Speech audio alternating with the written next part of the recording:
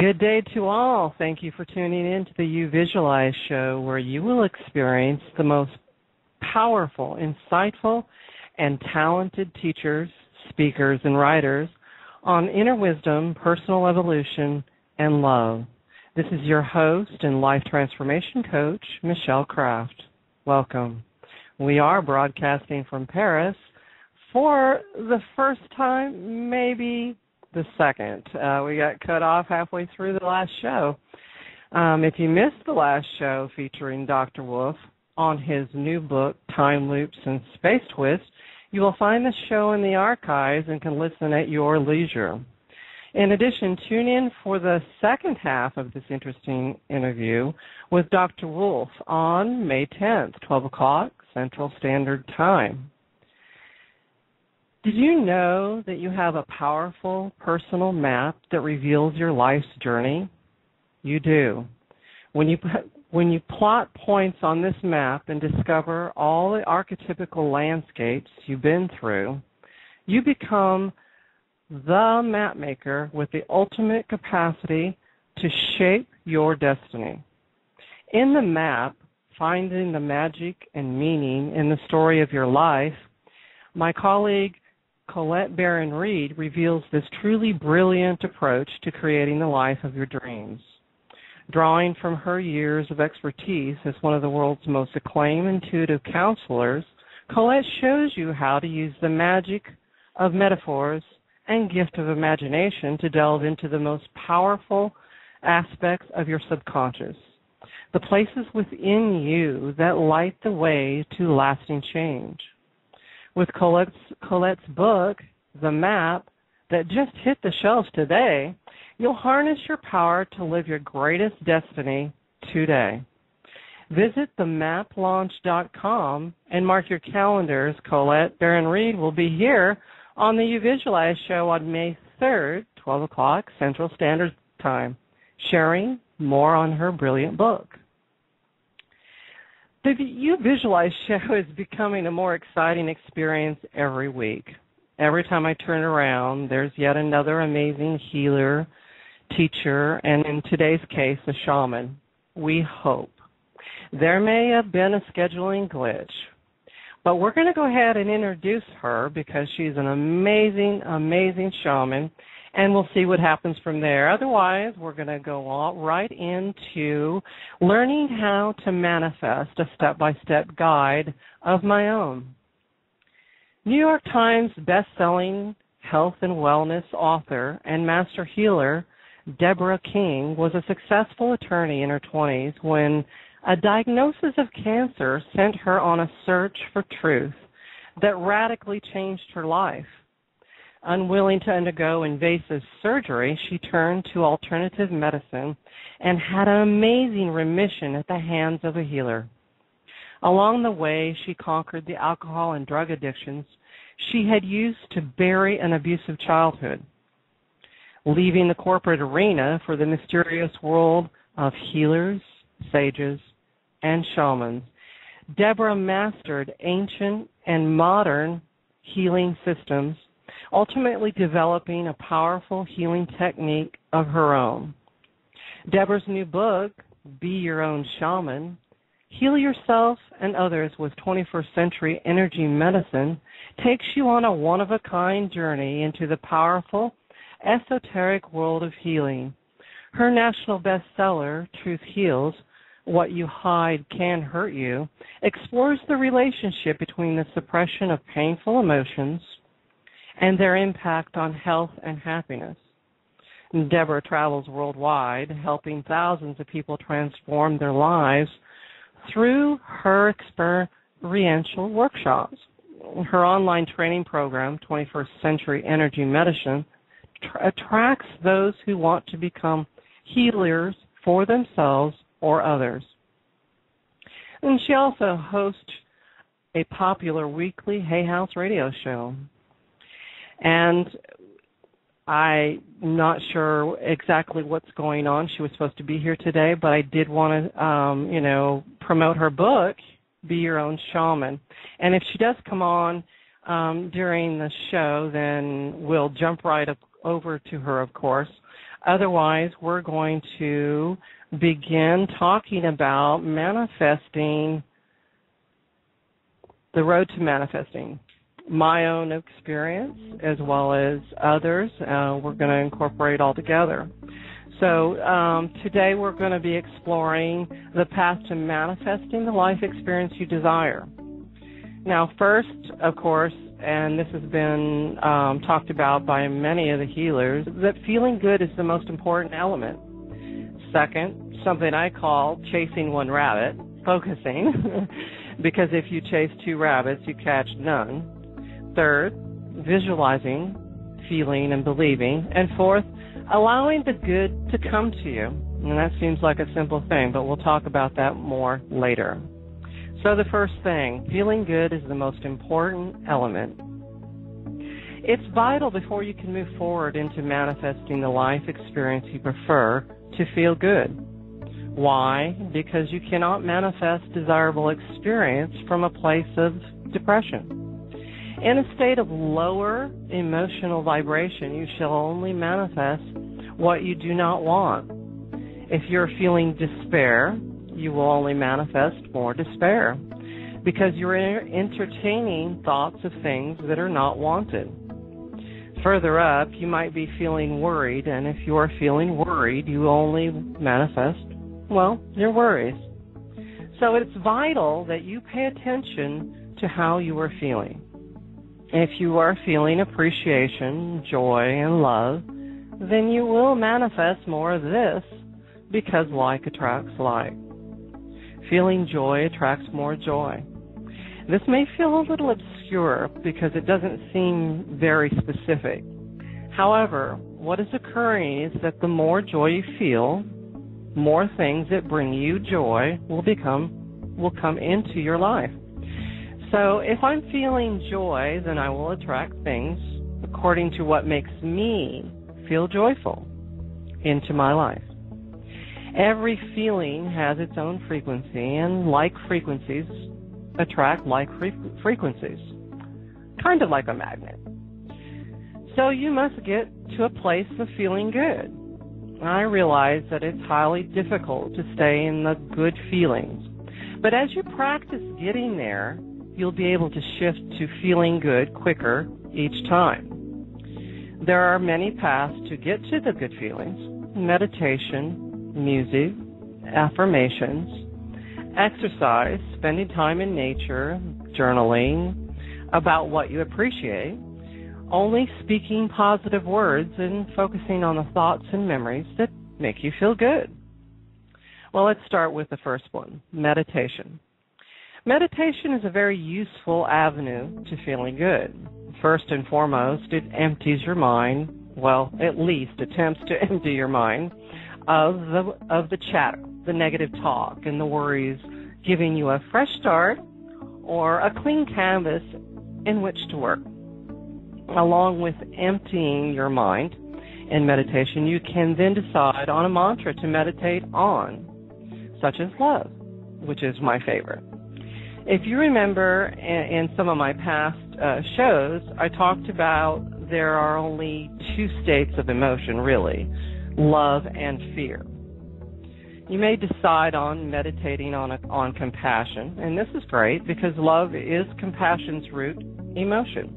In meditation, you can begin changing how you feel. You can begin feeling good. Don't use that excuse that you don't have time to meditate, because you can meditate in lieu of many things that are less than beneficial. And I know you don't want to hear this, but such as TV watching, computer games, and of course, the many hours that you are unaware of that you spend in worrying. Nothing changes until something changes. It's a choice. Second, music is another great tool in getting to feeling better feelings. It's important for the most part, though, to avoid music with words, as words can redirect your thoughts. The words can elicit unwanted emotions. However, there are songs that can be helpful if the words are of a completely positive message. As I have been searching music for my videos, as most of you know, I make visualizing videos, and my intention is to uplift and make you feel good, which is what we're talking about today. So as I was searching for music for videos, I realized just how few songs are of a positive message. For some people, though, gospel-type music is something that makes them feel good. I just want you to be aware of religious music that has messages that may elicit feelings of unworthiness or that you're a born sinner. I'm not quite sure that's so true. And these can be harmful to your intention to feel good. I have found songs that state my goodness are the best ones. Initially, I would suggest just sticking with only instrumental music. That has a sunshiny feeling. Instrumental music can have a low, droning, sad feeling to them, though. So take note, like words that also elicit feelings of, I don't know, there's notes in music that can kind of make you feel down. So pay attention to how the music makes you feel. That's the most important thing. If you're joining the misery of the song, that's not the one to be listening to. Okay, so then we move on to affirmations. Now, most of us know about affirmations. It's something that we've been practicing quite a bit, and Louise Hayes, one of our biggest advocates of affirmations, and she was one of the people I followed right from the beginning of my self-work, my evolving, if you will. So affirmations are a great tool to help you shift your thoughts to desired thoughts.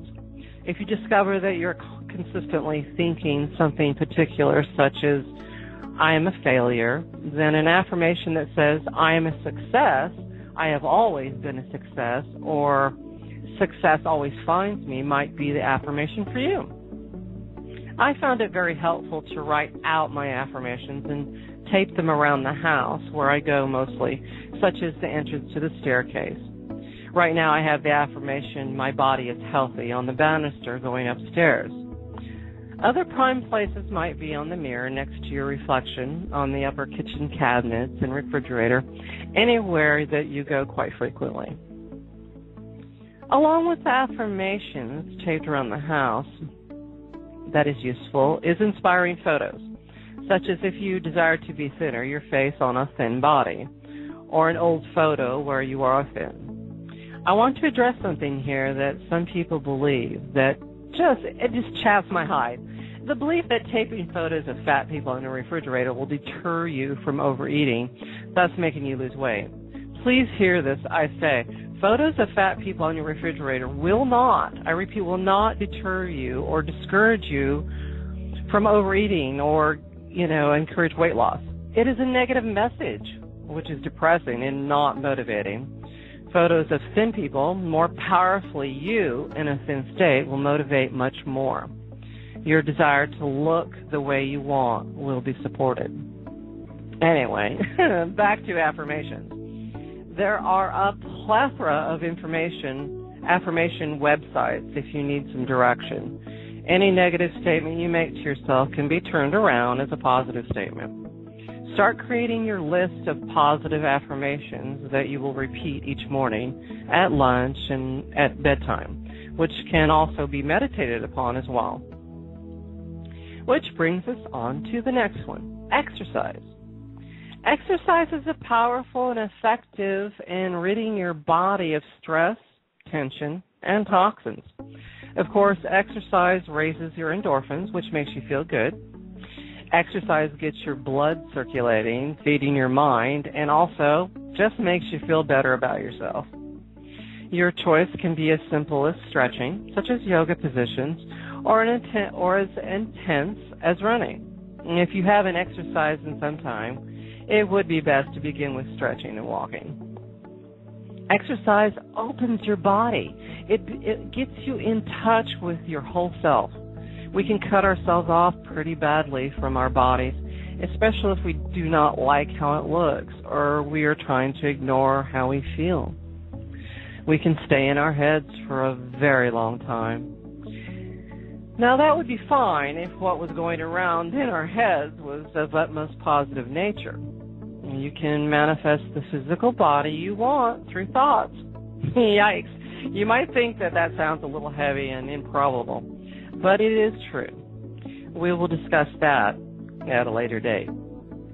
I talk of exercise at this point as a tool, not necessarily to lose weight, although that may be the effect, but to increase endorphins, open your body up, and just feel better.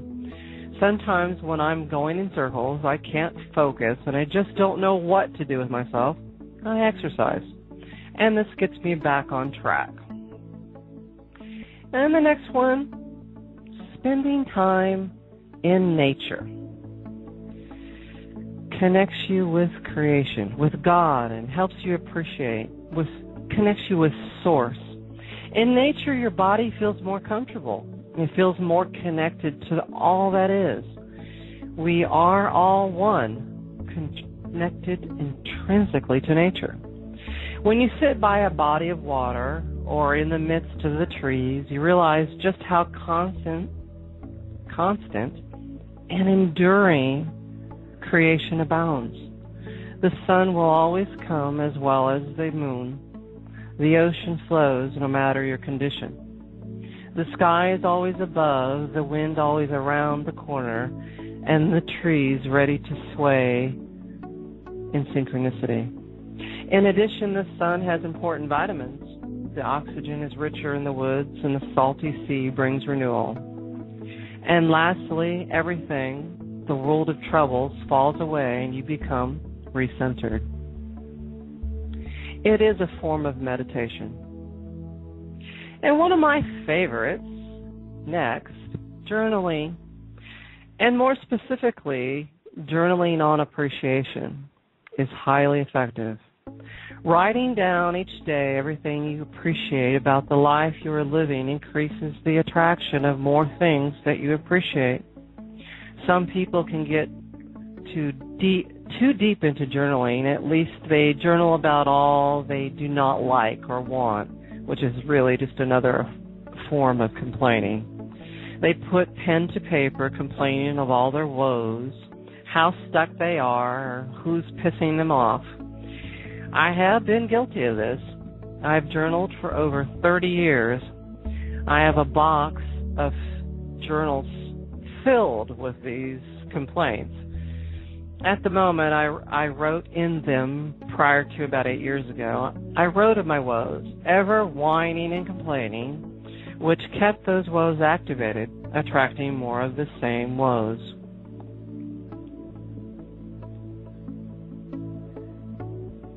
Now, this kind of writing can be beneficial to a certain extent. It can be helpful in identifying where you are thinking negative and such, but do not spend too much time in this. Identify and move on. It would behoove you to write about what you want instead of what you have or don't want anymore. Writing about what you appreciate will encourage more appreciation and attract more of what you want. I ended my rampage of woes in my journal about 8 years ago when I made a list in my journal of the qualities I wanted in a mate, ultimately manifesting the man I now love and ride joyously through life with. Start your day every day with a list of what you appreciate, and you'll be quite surprised. Next, only speak positive words when you open your mouth. It is so easy to respond when you're asked, how are you? With, not so good, awful, or terrible. Or go on a rampage of how terrible your life has become, making the asker regret the question and possibly never ask again. Although you are speaking aloud to someone, more importantly, you are speaking to yourself, affirming your view of yourself, your life, and your feelings. This is damaging and will only manifest more of the same. Now, I know you're probably saying, well, should I just pretend and, act like nothing's wrong? Isn't that faking? Maybe. But when someone asks you how you're doing, tell them how you want to be doing by saying it's getting better. I'm doing great. I'm growing into magnificence. I know, you're saying to yourself, isn't that just lying? Why should I say I'm great if my life sucks? Screw them. I'm going to be honest. It's not about them, the asker. It's about you, about the messages you are sending yourself.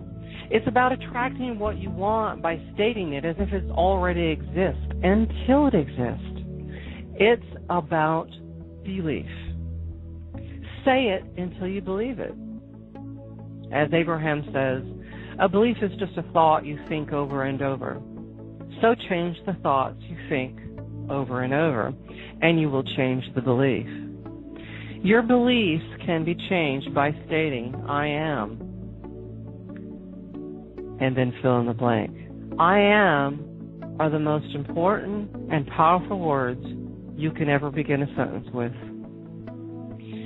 And now that brings us to focus on thoughts and memories that make you feel good, and you will feel good. Every time you find yourself wandering off into some tragic scenario or masturbating some awful past event, shift your thoughts to those that make you feel good or to a good memory. Don't scold yourself for wandering into the depths of despair. Notice and then gently shift to a thought that feels good. This will increase your attraction of more good thoughts. Remember, like attracts like. Everything I stated above this topic will help you focus on thoughts that feel good. Okay, so now you have a bank of ideas and methods to use. Use these tools to bring energy up to feeling good. Practice these methods until you find yourself able to shift to feeling good quickly and easily.